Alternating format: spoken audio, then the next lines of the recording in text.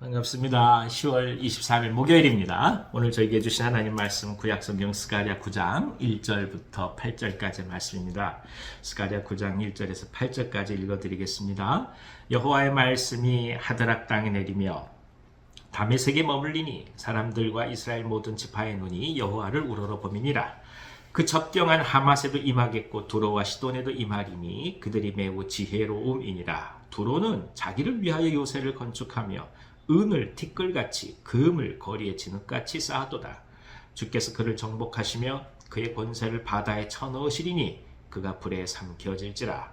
아스글론이 보고 무서워하며 가사도 심히 아파할 것이며 에그로는 그 소망이 수치가 되므로 역시 그러하리라. 가사에는 임금이 끊어질 것이며 아스글론에는 주민이 없을 것이며 아스도스에는 잡족이 거주하리라. 내가 블레셋 사람의 교만을 끊고 그의 입에서 그의 피를 그의 이사야에서 그 가증한 것을 제거하리니 그들도 남아서 우리 하나님께로 돌아와서 유다의 한 지도자같이 되겠고 에구로는 여부수 사람같이 되리라. 내가 내 집을 둘러 진을 쳐서 적군을 막아 거기 왕래하지 못하게 할 것이라. 포악한 자가 다시는 그 지경으로 지나가지 못하리니 이는 내가 눈으로 친히 범이니라. 아멘. 아멘. 70여 년의 이 징벌과 고통 그리고 또 노예의 삶이라고 하는 것은 이스라엘로 하여금 철저하게 내면이 무너질 수밖에 없는 고통을 겪게 하였습니다. 물론 하나님의 은혜로 이제 예루살렘으로 돌아와서 다시금 예루살렘을 재건한다고 하지만 그들 마음속에서는 이제 모든 것을 다 잃어버렸고 그리고 실제로 과연 다시 예전의 솔로몬의 영화를 회복할 것인가에 대한 회의감이 들 수밖에 없었던 것도 사실입니다. 그러니까 어찌 보면 자신들의 무능함 앞에서 한탄할 수밖에 없는 상황이었던 거죠. 더군다나 주위를 바라보니 이웃의 열강들이 이 국가들이 광성한 국가들이 한두 국가가 아니었던 것입니다. 그들이 계속해서 호시탐탐 예루살렘을 노릴 수밖에 없는 상황이었고 그렇다면 70년 만에 돌아왔다 한들 결국 다시 그들로부터 침입을 받아서 정복된 것이 아닌가 하는 두려움이 이 예루살렘에는 있을 수밖에 없었던 것이죠. 그러니까 이런 어려움 속에서 하나님께서는 예루살렘 곧 유대인들 이스라엘을 위로하시고 그들에게 하나님께서 주시는 약속을 허락해 주십니다. 무슨 약속이겠습니까? 이방의 국가들 강성에서 유다인들을 향하여 끊임없이 괴로움을 줬던 그 민족들 하나하나씩 하나님께서 징벌을 해나가시겠다 말씀하신 것입니다. 그러니까 이 하나님의 회복의 역사는 이스라엘에 대한 회복의 역사도 되지만 동시에 이웃 지역까지도 다 포괄하는 하나님의 거대한 역사 속에서 한 민족 이스라엘을 다시 회복시켜가는 고안된 그러니까 디자인된 하나님의 손길 속에서 이루어진다고 볼 수가 있는 것이죠. 여기서 표현되는 많은 이제 국가들이 있는데요. 예를 들어서 두로, 시돈, 또 그밖에 아스글론, 또 아스도, 심지어 블레셋 참 많은 국가들이 얘기가 되고 있습니다. 이들 모두가 사실 부유한 국가들이죠. 무역을 통해서 아니면 이민족들을 침입해가면서 부를 획득한 나라들인데 이들을 향해서 하나님께서 징벌하시겠다 그렇게 말씀을 하십니다. 그러니까 이스라엘 보고 걱정하지 말라는 것이죠. 너희들이 지금 힘이 약해서 이민족으로부터 침범받을 것이라고 그렇게 생각하지만 그렇게 생각하지 말아라. 내가 너희들과 함께 할 것이고 또 이방 국가들의 힘을 약하게 해서 이스라엘을 넘보지 못하게 할 것이다. 하나님의 손길인 것입니다. 그러나 그렇다고 할지라도 그럼 이것이 전형적으로 선택된 이스라엘만을 살리고 이민족들을 다 멸망시켜가는 하나님의 뜻이겠느냐? 그건 아닙니다. 오늘 성경은 말씀하죠. 그들도 남아서 우리 하나님께로 돌아오게 할 것이다. 그렇습니다. 이스라엘이 이제 징벌을 받을 때 이 국가들의 손길을 통해서 하나님께서 역사하셔서 징벌을 받았지만 비록 하나님께서 징계의 역사 속에 이 국가를 사용했다 할지라도 그들 또한 죄가 없는 것은 아니지 않겠습니까?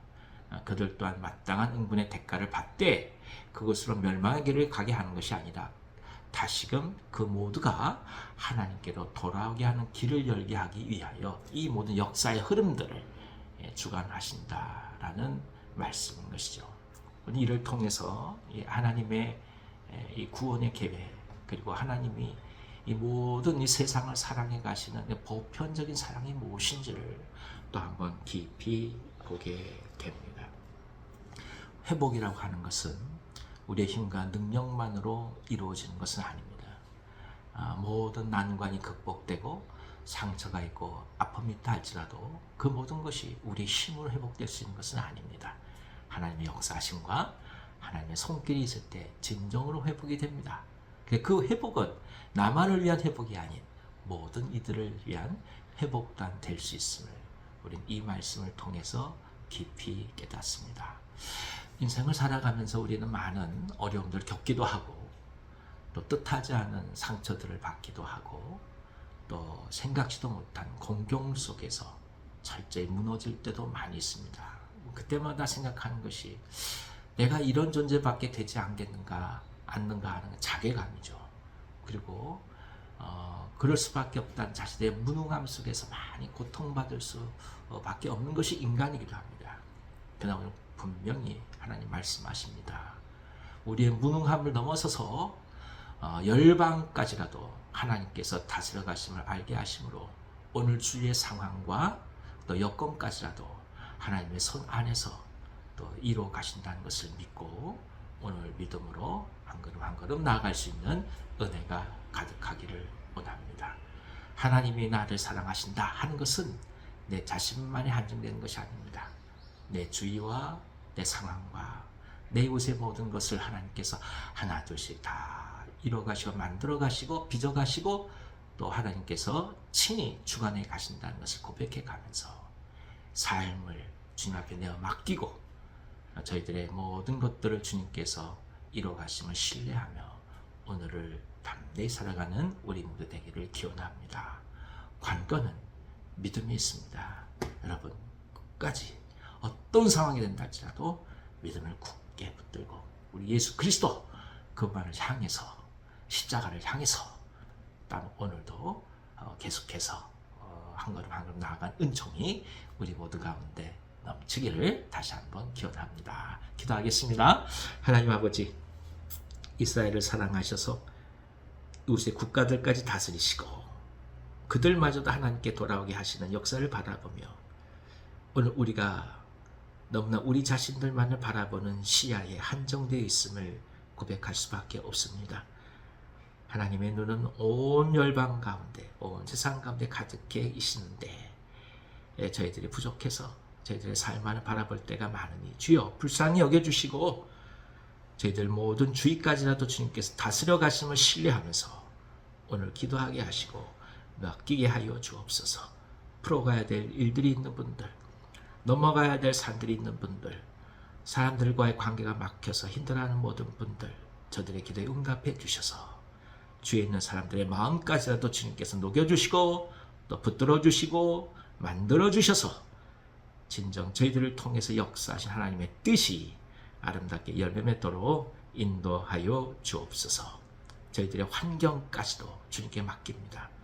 저희들 주의 모든 사람들까지라도 주의 손에 맡깁니다. 하오니 하나님 받으셔서 당신께서 친히 당신의 뜻대로 인도해 주시고 저희 모두를 하나님의 사랑으로 굳건히 붙들어 주시옵소서.